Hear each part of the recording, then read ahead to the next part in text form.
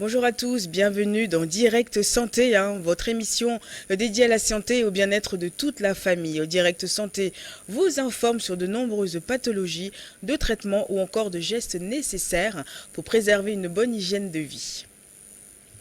La drépanocytose est une affection génétique héréditaire caractérisée par l'apparition de l'hémoglobine S. Donc elle se traduit biologiquement et cliniquement par la falsiformation de l'anémie hémolytique.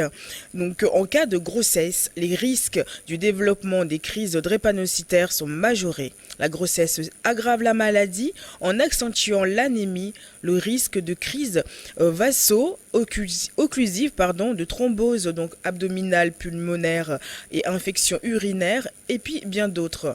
Durant la grossesse, la drépanocytose peut compliquer et les incidents de douleur peuvent être de plus en plus longs. Donc, comment vivre sa grossesse tout en étant drépanocytaire? Nous ferons le point dans un instant avec Dr Yezoué Manyang, qui est directeur du Centre national de recherche et de soins aux drépanocytaires. Et puis en deuxième partie de l'émission, nous répondrons à vos questions que vous nous avez envoyées sur notre numéro WhatsApp, le plus 228 79 84 27 52. Bonjour docteur. Bonjour madame. Ça va? Très bien. Donc on continue sur le mois de juin sur notre campagne de sensibilisation de lutte contre la drépanocytose. Tout à fait. Donc le 19 juin est passé, il y a eu des activités tout le long de Lomé. Il y a eu, vous avez dit, des campagnes de sensibilisation. On a assisté aussi à un événement de l'ONG Caring for All, donc la caravane qui s'est très très bien passée. Donc les gens étaient attentifs, étaient vraiment vraiment attentifs à ça. Vous pensez que ça rentre dans la tête des gens? Oui. Je pense que progressivement, les gens comprennent ce que c'est que la drépanocytose et commencent par prendre des dispositions pour éviter de transmettre cette maladie à leurs enfants. Parce qu'il y a ceux aussi qui ne savaient pas, mais qui ont des enfants déjà drépanocytaires. Donc quand c'est comme ça, on a eu des cas où le monsieur disait qu'il en a déjà, il a 3 enfants, dont un qui était drépanocytaire, donc après les autres non. Donc c'est un peu compliqué aussi de savoir que la suite, c'est encore risqué, puisque maintenant qu'il a connaissance de cette maladie. Oui, tout à fait. Alors, ceux qui ont déjà des enfants drépanocytaires, nous les encourageons vivement à faire suivre les enfants par un médecin. Ça peut être un médecin généraliste, un pédiatre ou bien un médecin hématologue. En tout cas, le médecin qui est accessible et peut également suivre cet enfant-là. Alors maintenant, le risque d'avoir d'autres enfants qu'ils soient sains ou drépanocytaires, et ça c'est purement de la probabilité, c'est purement c'est-à-dire que aléatoire. Donc à chaque grossesse, le risque est là, c'est pile ou face. C'est-à-dire l'enfant, soit il est né bien portant, ou bien l'enfant il naît et puis il y a un problème. C'est-à-dire qu'il est drépanocytaire. Alors ça, on ne peut pas le prédire.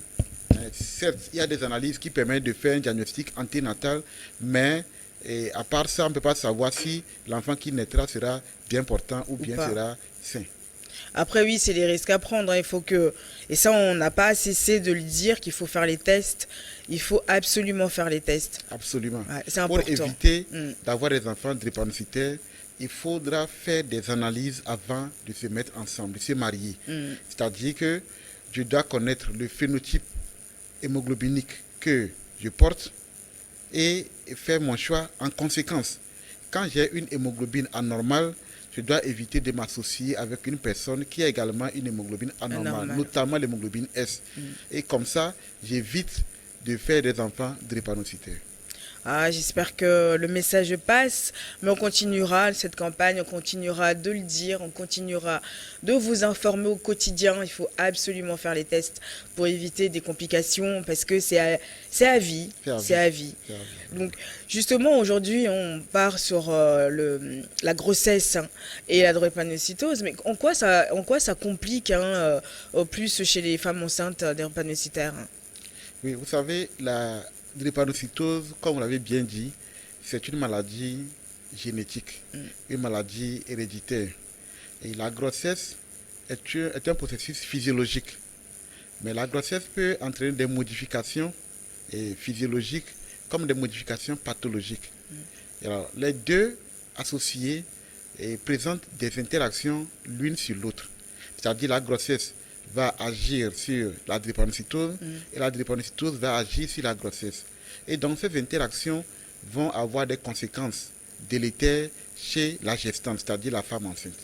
Donc, c'est ce qui fait que la grossesse sur un terrain drépanocytaire est une préoccupation majeure, est une urgence pour le médecin. Pour le médecin.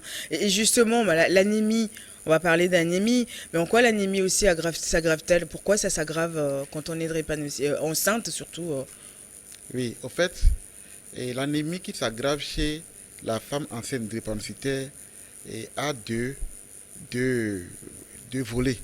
D'accord? Le premier volet, c'est le fait qu'au cours de la grossesse, il y a une augmentation du volume plasmatique.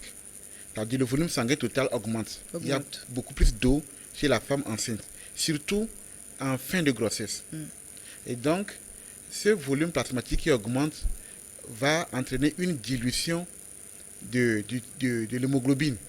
Donc, on parle d'anémie par dilution. Alors, j'utilise des termes pour vraiment faire comprendre à la grande population. Donc, le volume plasmatique va entraîner une dilution du sang. C'est-à-dire que voilà, des globules rouges, qui on veut m'exprimer ainsi. Et donc, une dilution d'hémoglobine.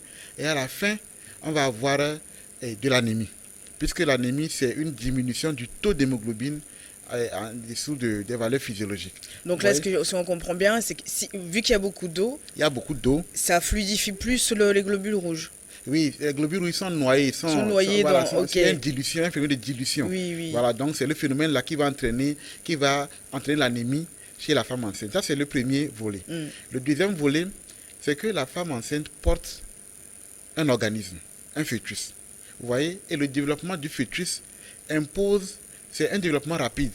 Donc ça impose la consommation de certains éléments, de l'énergie et certains éléments qui sont impliqués dans la croissance, dans la multiplication rapide des cellules. Puisque le fœtus se développe rapidement.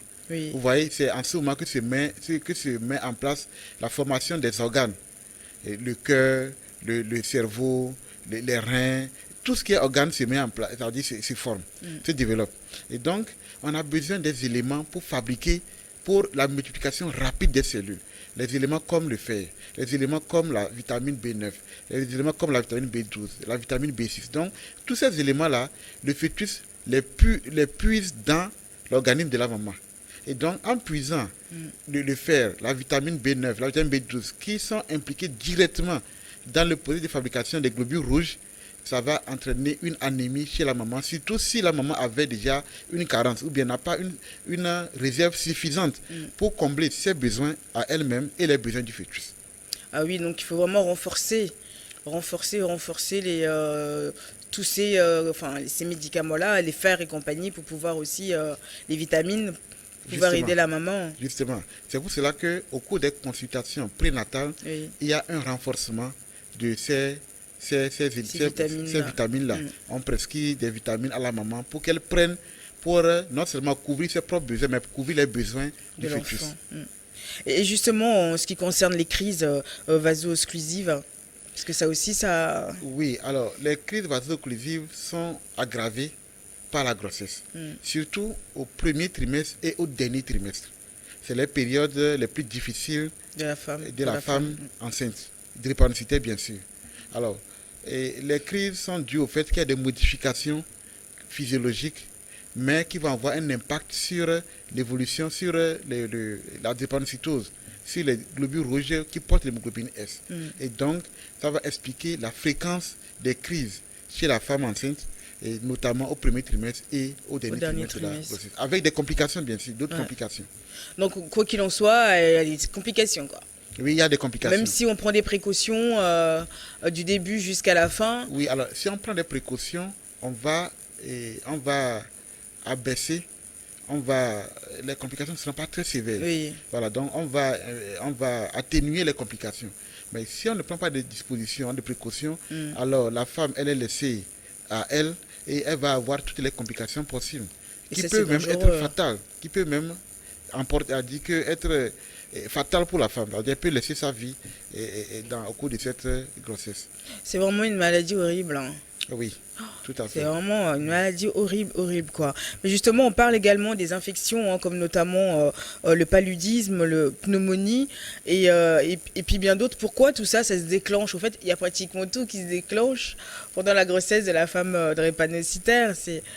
Alors, il faudra peut-être que je nuance un peu les choses. Oui. Chez le drépanocytaire, déjà, on a ces problèmes-là. Mm. C'est-à-dire les complications infectieuses, l'aggravation de l'anémie, le paludisme. Voilà. Alors, ce qu'il faut savoir, le drépanocytaire, il fait, il fait rarement le paludisme, mais quand il en fait, c'est un paludisme grave. Mm. Pourquoi il en Souvent, fait c'est le rarement? paludisme grave. Oui, parce que très souvent, l'agent responsable du paludisme, il se développe au sein du globule rouge. Et donc, comme le globule rouge du drépanocytaire ne va pas vivre longtemps, ça ne permet pas à l'agent parasitaire, à l'agent responsable Du palu? paludisme de se développer, de faire complètement son cycle. Et donc, à un moment donné, c'est profitable, c'est bénéfique pour le drépanocytaire. Et au début même, au niveau de l'infestation, au niveau de la pénétration de l'agent pathogène du paludisme dans le globule rouge, il y a des récepteurs qui sont absents et qui protègent le globule rouge du drépanocytaire. Oui. Donc le drépanocytaire, il fait rarement une infection du drépanocytaire, mais quand il en fait, souvent c'est un paludisme grave. Et donc, pour éviter cela, on lui recommande vivement de dormir sous une moustiquaire. Et chez la femme enceinte, en plus de dormir sous une moustiquaire, il faudra prendre des médicaments préventifs. Contre le D'accord. Et palu? c'est pour cela que les femmes enceintes, les sages-femmes donnent ces médicaments à titre préventif du paludisme chez la femme enceinte. Et comme il a dit, en plus de le recommander, la moustiquaire imprégnée. Voilà. Maintenant, les autres infections que la femme peut faire, c'est les infections qu'on retrouve chez les drépanocytaires en général, Oui. parce que le drépanocytaire a un système immunitaire fragile. Vous voyez, du fait que la rate, souvent, ne joue plus pleinement ses fonctions. C'est une rate qui a perdu sa fonction. Et c'est la rate qui permet à l'organisme de se défendre contre un certain nombre de microbes. Voilà. Et surtout, quand le drépanocytaire n'est pas bien vacciné, et là, ça va aggraver le risque de survenue des complications infectieuses. Vous Ah voyez, oui, donc là, ces complications-là ne sont qu'aggravées chez la femme enceinte parce que le terrain quand on parle de grossesse, c'est un sujet fragile. Fragile. Déjà, Voilà. la base, elles-mêmes, elles sont fragiles. Elle est fragile Alors, en et plus de maintenant, ça, vient elle sera s'ajouter ajoutée une pathologie qui fragilise davantage plus, oui. la femme sur le plan immunitaire. Donc, c'est tout cet ensemble-là qui fait que le risque infectieux est aggravé chez la gestante drépanocytaire. Donc, que faut-il faire dès le début de la grossesse alors? Alors, ce Vous leur qui est conseillez recommandé, quoi? Oui. étant donné que la grossesse et la drépanocytose, l'association des deux augmente le risque, chez le drépanocytaire, d'emblée, dès que le drépanocytaire sait a dit qu'elle a une aménorrhée, d'accord, gravidique, elle a, comme on appelle, retard des règles, Oui. d'accord, elle doit, dès qu'elle fait son test qui confirme qu'elle est enceinte, elle doit signaler ce changement à son médecin. Et à partir de ce moment, on met en branle, on démarre un processus de suivi qui est mensuel. Ce n'est plus un suivi trimestriel comme faisait avant.